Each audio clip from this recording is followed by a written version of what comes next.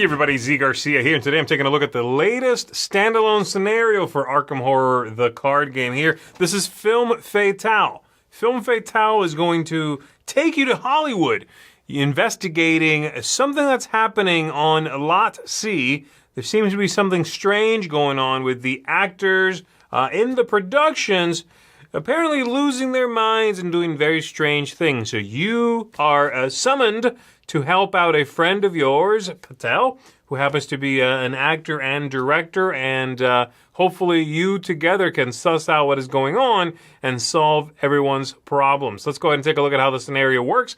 I'll give you a quick look. I'm not going to spoil anything large, anything you wouldn't know basically right after the setup. And we'll come on back after that. I'll tell you what I think of it.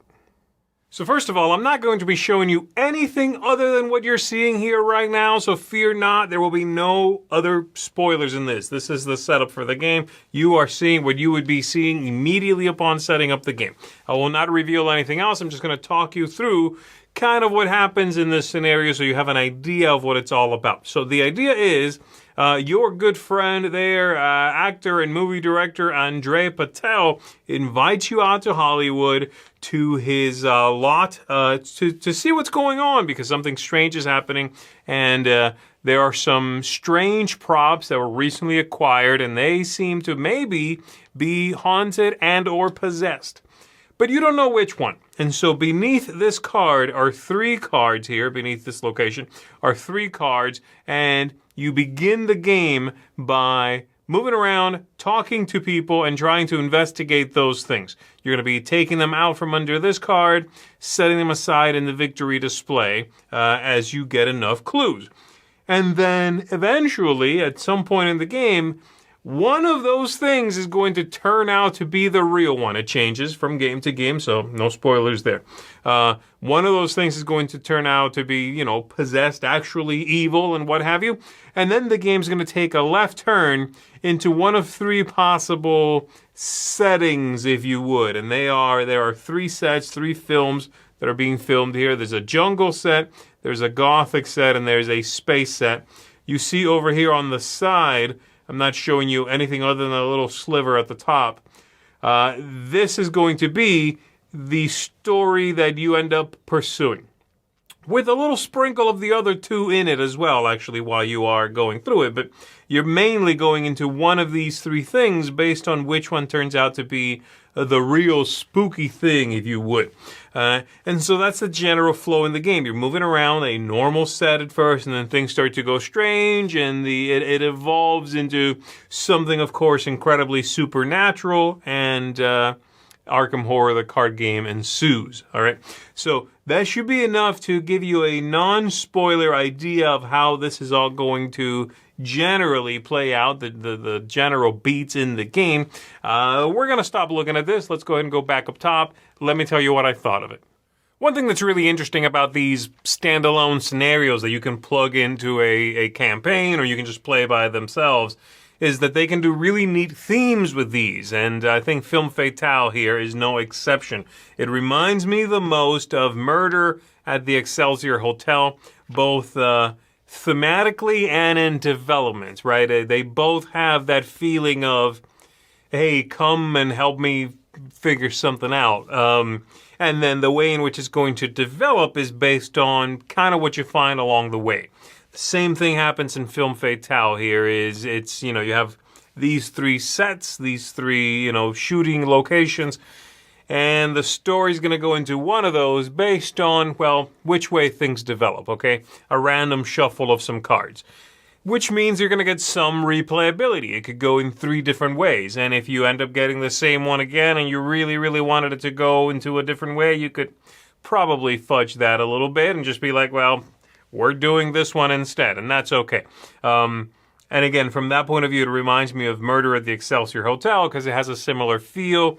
It's not this one doesn't have as an immediately oppressive feeling as Murder, but it's a similar vibe.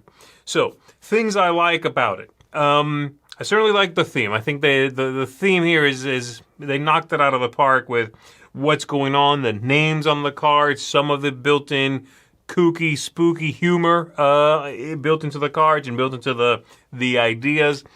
Some aspects of it are very old Hollywood, which I really enjoyed. I like the feel of this one. The three main stories, like I said, are going to give you some variety. The gameplay is fairly simple to set up and to play. There's not a ton of overhead here.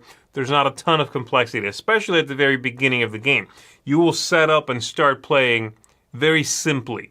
Now, once you get into a little interlude in the book and have to set up for the continuation of that story, it gets a little bit more complex, but it's nothing compared to some of the previous scenarios in the game. This one is, if you don't love too much upkeep, this one's going to keep that at a minimum, I would say.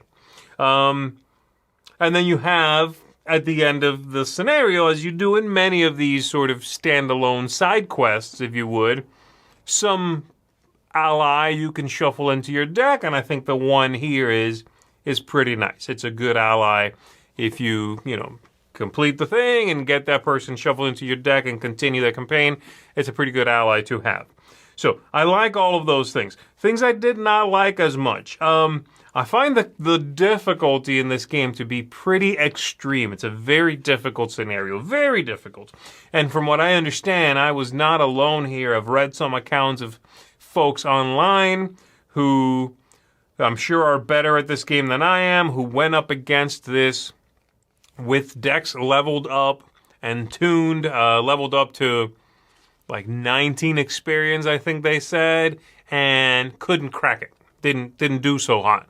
So this is a difficult scenario. It's very punishing. It has a feeling of, it's a very deflating feeling, unfortunately. That one step forward, two steps back feeling can certainly cut out your legs from underneath you. And I find that to be, I'm kind of two minds about that. I like the idea that Arkham Horror as a setting, Arkham Horror, the card game specifically, as a scenario-driven, card game, does have that feeling of desperation built into it. Does make you feel like you are just a meaningless small speck of human insignificance up against cosmic gods. But you do that too much and you start to just feel like, well, why am I playing this? This one toes that line of, good night, why am I even trying? This game is tearing through me like tissue paper, right? So it's very, very difficult. Be aware of that. You might have to bring a tank of a deck of playing cards, a deck, to take this one on. So that's my biggest complaint, I would say, about it. It can be very deflating. Again, that feeling of, hey, I did a thing. Never mind, I'm being shellacked. So, overall, do I recommend this one? I certainly think if you are someone who plays the game a lot and you are good at the game, maybe that complaint about the difficulty you won't have as much of a problem with. Like I said, I don't think I'm alone. From what I read online, this is a general consensus, because once I got just smeared a few times, I went online and looked. I'm not alone. Okay. I'm not very good at the game, but apparently I don't need to be, because it won't matter that much. If you like the theme, I certainly would recommend this one, and I think it is one of the better, thematically, one of the better standalone scenarios. It's so cool to, again, kind of go to Hollywood, have things go, freaky on you, and the stories that this takes you on are pretty wild and different from one another. Again, 3 paths here.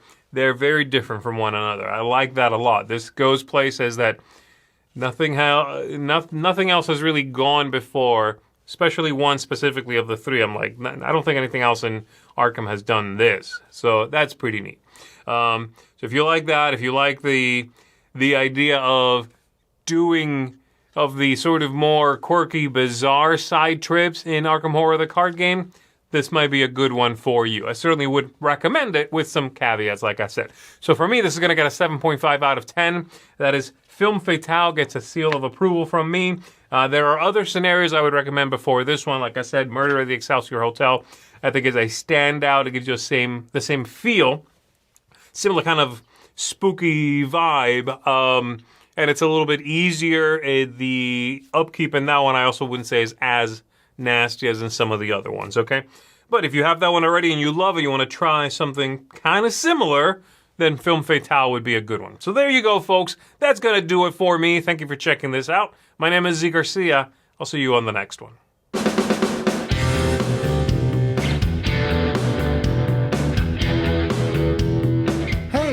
Thanks for watching another video here on the Dice Tower.